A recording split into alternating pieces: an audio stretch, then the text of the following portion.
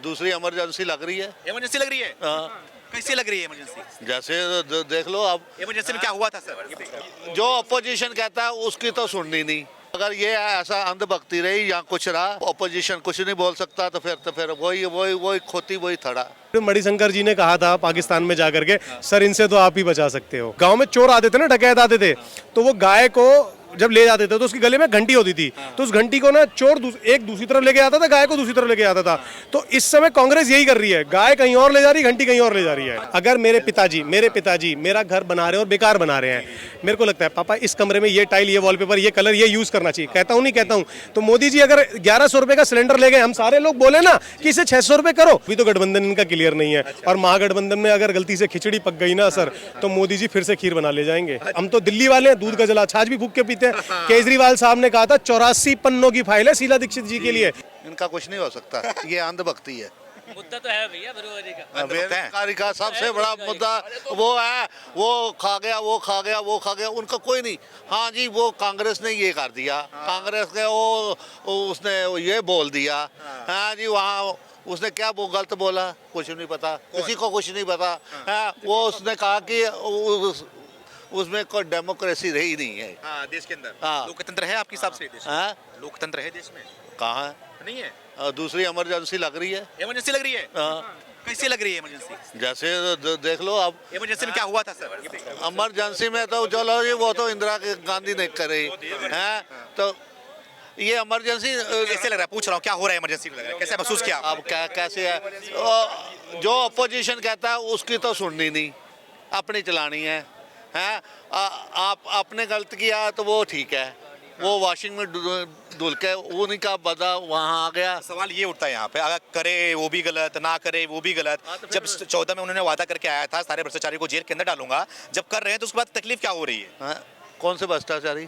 मतलब जो जा रहे हैं ईडी, पहले अपने को अंदर करे ना। कौन है उन्हें बताइए ना।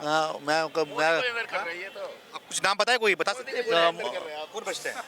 सारे बस नाम बता नहीं पा रहे, लेकिन बोल रहे हैं। अब बोलना क्या है, सबको पता है अंदर ले से बवासीर के बगैर कैसे खून आ रहा है, वो सबको पता है। अच्छा, तो 24 में क्या लग रहा है आपको, क्या होगा? 24 में देखो क्या होता है। चाहते क्या है? अगर ये ऐसा अंधभक्ति रही या कुछ रहा और बैन होगा, वो अपोजिशन कुछ नहीं बोल सकता, तो फिर वही वही वही खोती वही थड़ा। हमें बचपन से पढ़ाया गया कि ये हटाना असंभव है, क्योंकि ये जो आर्टिकल है ये यूएन की धारा है, इंडियन किससे इससे कोई मतलब नहीं है। और एकदम से शाह साहब आते हैं लोकसभा में बताते हैं कि भाई कल से ना वहाँ पर सिर्फ और सिर्फ तिरंगा लहराया जाएगा। तो ये पॉसिबल किस में हुआ? मैं अयोध्या से आता हूँ, ठीक है, मेरा नाम अमित शुक्ला है, ठीक है, मैं अमित शुक्ला हूँ और अयोध्या से आता हूँ। मेरे यहाँ पर अयोध्या में करने के लिए बहुत कुछ था। आप राम की पैड़ी पे जाते, आप पहली पुरानी फोटो उठाए, उसमें कीचड़ था।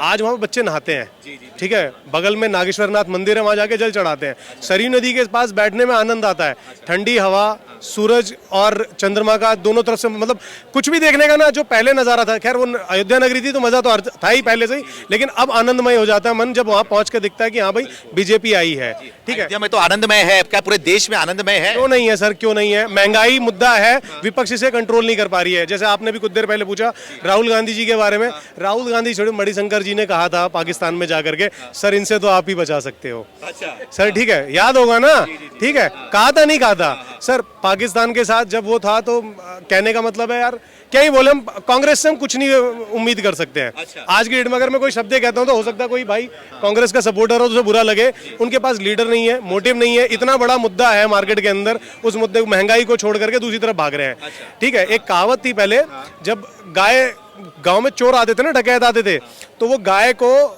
जब ले जाते थे तो उसके गले में घंटी होती थी, तो उस घंटी को ना चोर एक दूसरी तरफ लेके आता था, गाय को दूसरी तरफ लेके आता था।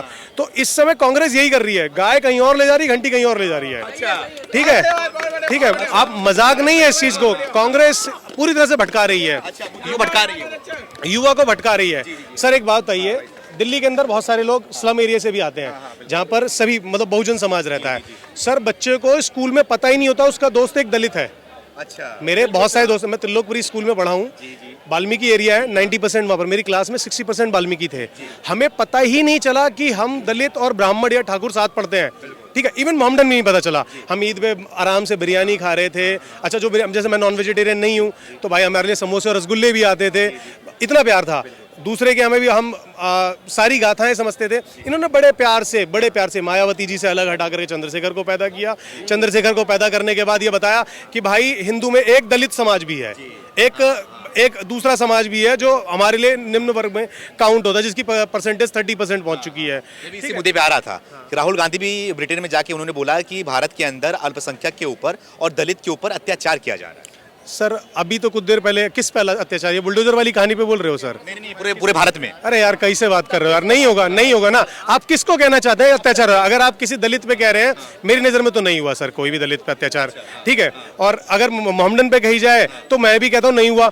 अब जैसे कि आतंकवादी का कोई धर्म नहीं होता, वैसे मालिक जिन लोगों ने गलत काम किया है, जिन लोगों ने गैंगस्टर एक्ट में काम किया है, जिन लोगों ने किसी के साथ मर्डर किया है, किसी को लूटा है, तो सर उनके साथ अगर उनके घर गिर रहे हैं तो हम क्या ही कहें। उनका कोई धर्म नहीं है सर, वो बेकार लोग थे। हाँ, मैं बेकार लोग। माहौल सही है देश के अंदर सर मैंने कहा ना सर, मेरे वो भी बोल रहे हैं कि लोग मेरे बहुत सारे दोस्त दलित हैं जिन्हें मैं बड़े प्यार से समझाता हूँ कि भाई साहब आप बड़ा गलत कहने जा रहे हो कि ये आजाद भाई भटका रहा है, हम सब लोग सही हैं, हिंदू मुस्लिम मत करो, सबका साथ सबका विकास यही योजना रखो। सिलेंडर महंगा बिल्कुल कहो। अगर मेरे पिताजी मेरा घर बना रहे हैं और बेकार बना रहे हैं, मेरे को लगता है पापा इस कमरे में ये टाइल, ये वॉलपेपर, ये कलर, ये यूज करना चाहिए, कहता हूँ तो मोदी जी अगर 1100 रुपए का सिलेंडर ले गए, हम सारे लोग बोले ना कि इसे 600 रुपए करो, बोलना चाहिए हमें भाई मेरा 600 अफोर्ड कर सकता हूँ। इसको मुद्दा बनाओ, ना कि ये मुद्दा बनाओ कि साला कि ऐसे हो गया वैसे हो गया, पहले तुमने ये रोया अब रोया। भटकाने का काम मतलब युवा को कहो या लोगों को कहो।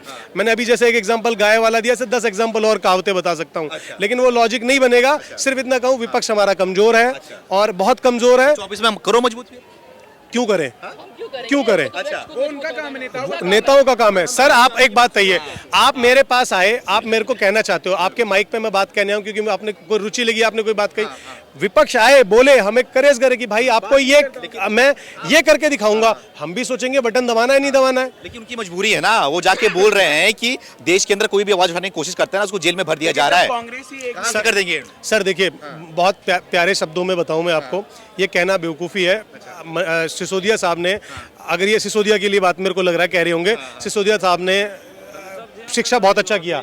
22 लाख रुपए की क्लास बनाई थी उन्होंने, एक क्लास। सर आप मुझे बता दीजिए 20 बाई 60 का कमरा आप इंटीरियर से करते हैं और एक 40,000 रुपए का एप्सन का प्रोजेक्टर भी लगा देते हैं, जो कि सब क्लासों में नहीं लगाया है। बहुत अच्छा करके आप सेटअप बना देते, सीट आप उसमें गद्दे भी मखमल भी लगा देते, तो मालिक 22 लाख रुपए में नहीं बनेगा। इसका मतलब घोटाला तो कहीं हुआ है।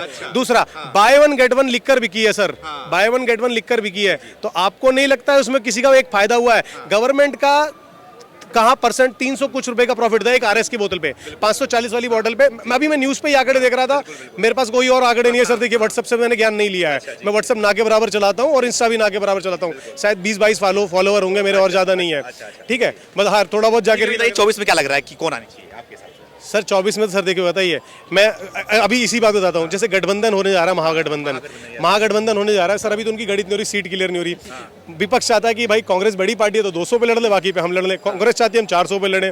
तो सर अभी तो गठबंधन इनका क्लियर नहीं है, और महागठबंधन में अगर गलती से खिचड़ी पक गई ना सर, तो मोदी जी फिर से खीर बना ले जाएंगे। हाँ, फिर से खीर से बना, और ये 400 प्लस है, 400 प्लस है सर गणित बनाने के। अगर मैं एक चीज नहीं कहूँ, जैसे भैया ने कहा किसान आंदोलन सर, एक बात है, मैं आपसे ही पूछता हूँ, यहाँ सभी लोगों से पूछता हूँ, सबसे बड़ी फंडिंग किसकी थी किसान आंदोलन में? आपको क्या लग रहा था? राकेश टिकैत जी फंडिंग वाले थे। एक जमाने में राकेश टिकैत के पिताजी ने, महेंद्र टिकैत ने लखनऊ पैक कर दिया था। राजनाथ जी उस समय मुख्यमंत्री हुआ करते थे।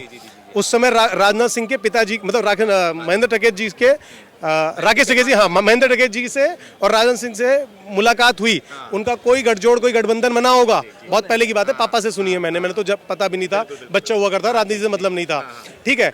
तो सोचिए, जिसमें कनाडा फंडिंग कर रहा हो, जिसपे खालिस्तान फंडिंग कर रहा हो, जिसपे कोई और फंडिंग कर रहा हो, उस पे सारी रेवड़ी बटोर के ले गया कौन? राकेश टिकैत। और वो गायब है मीडिया से। सर लेकिन आप ये भी बोल रहे हैं ना, विपक्ष वाले बोल रहे हैं कि मोदी भी कोई फंडिंग करने वाले अडानी है। अडानी मोदी को फंडिंग कर रहे हैं। सर जांच करें इसकी और तथ्य दे एक और सर हम तो इस बात से सर हम तो दिल्ली वाले हैं, दूध का जला छाछ भी फूक के पीते हैं। केजरीवाल साहब ने कहा था 84 पन्नों की फाइल है शीला दीक्षित जी के लिए, स्वर्गीय शीला दीक्षित जी के लिए। दिल्ली को सर एक बात है सर, कांग्रेस में अगर किसी ने बनाया तो शीला दीक्षित ने बनाया। मुख्यमंत्री जा रहे हैं उनके अंदर। अब सर क्या करें सर, जो पार्टी में ग्रोथ होगी सर मैं ही अगर मान लीजिए मैं टीसीएस में काम करता हूँ, एचसीएल में अच्छा पैकेज मिलेगा, जाऊंगा नहीं क्या? जाऊंगा ना, मेरे में काबिलियत है, जाऊंगा ना। माधवराव सिंधिया के बेटे, ठीक है, सिंधिया साहब गए कि नहीं गए? उनकी बुआ थी वसुंधरा राजे, अरे खानदान पहले था, निर्दलीय मतलब क्या बोलते निर्विरोध जिताते थे उनको। तो भाई और क्या इज्जत देते उनको, उनकी पार्टी में इज्जत नहीं मिली, बाहर के बंदे ने इज्जत देते थे, उन्हें लेट समझ आया, गए बीजेपी के अंदर। हम तो कह रहे सचिन पायलट जी को भी आना चाहिए, और अच्छे नेता है वो।